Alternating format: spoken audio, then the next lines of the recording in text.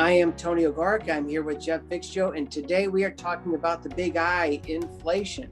Why some inflation is good. We always think about inflation being bad. It certainly has been in the past if it's been very high. But Tony, take us away. Why is inflation, at least some inflation, good?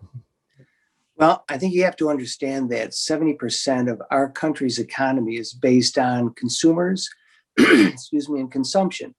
Now, with inflation, the idea behind it is you want to buy things today with the expectation that they're going to be more expensive tomorrow. The opposite of that is deflation, which means you probably aren't going to want to buy anything today because you expect it to be cheaper tomorrow. If your economy is consumer-based, you really need some level of inflation in order for it to work well. And, we don't want, obviously, inflation at 5, 6, 7%, but if you're in the 2 to 3% range, that tends to work well for an economy. Now, Jeff, we got a couple of other points, in terms of bonds and corporate profits that you can touch on.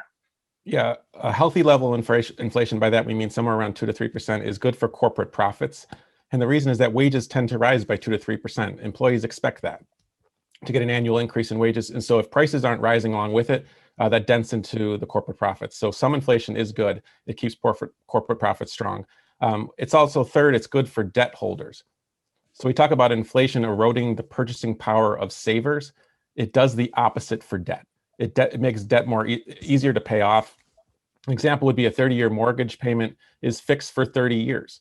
And so a good level of inflation, it makes that payment at the end of the 30 years a lot easier to make than the first one. Yeah, and that's why, oftentimes you've heard realtors tell you to get a 30-year mortgage. And what they'll say is you will grow into or stretch for as much as you can get on a monthly payment because you will grow into it. What they're really, alluding to is that your income is going to go up, but those payments are not going to go up, except for the tax component, which goes without saying.